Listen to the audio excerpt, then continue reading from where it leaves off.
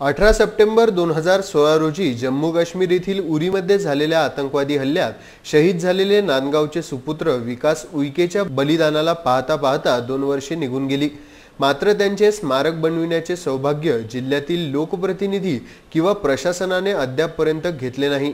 त्यामुळे नांदगावातील युवकांनी मागणी रेटून धरल्यावरही प्रशासन झोपेचे सोंग घेत असल्यामुळे अखेर विकास उईके यांचे स्मारक उभारावे ह्या मागणीसाठी नांदगाव खंडेश्वर येथील संघर्ष युवा संघटनेचे तरुण स्वातंत्र्य दिन 15 ऑगस्ट पासून आमरण उपोषणास बसले असून सदर उपोषण तातडीने सोडविण्यात यावे ह्या मागणीकरिता युवा सेनेचे जिल्हा प्रमुख प्रकाश मारोटकर यांच्या नेतृत्वात गावातील तरुणांनी जिल्हाधिकारी यांना तिरंगा ध्वजभेट देऊन निवेदन सादर केले। विकास उईके हे जिल्ह्यातील पहिले शहीद जवान असून देश रक्षणासाठी उरी हल्ल्यात अतिरेक्यांशी झुंज देताना त्यांना वीरमरण आले।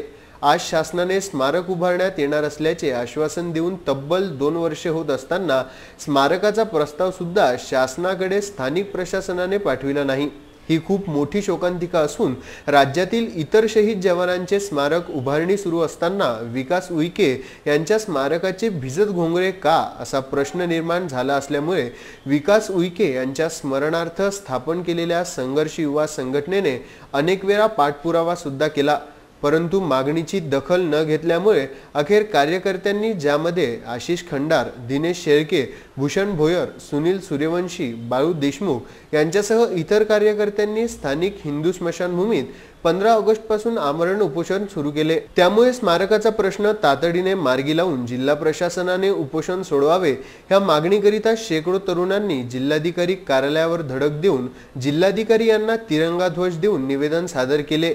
शहीद स्मारकामुळे गावातील तरुणांना एक प्रोत्साहन मिळेल व जास्तीत जास्त तरुण मुले देशरक्षणासाठी सीमेवर भरती होतील असे निवेदनात नमूद असून तातडीने स्मारक व्हावे अशी मागणी रेटून धरण्यात आली व तीव्र आंदोलनाचा इशारा सुद्धा निवेदनातून देण्यात आला। यावेळी उपस्थित राहुल चांदणे, सचिन डोरले, सूरज सोळंके, भूमेश्वर गोरे, अक्षय हिवराळे, निलेश मारोटकर, सौरव सोनुने, अंकुश खांडेकर, धनंजय भडके, पवन पुसतकर यांच्यासह मुली सुद्धा उपस्थित होत्या।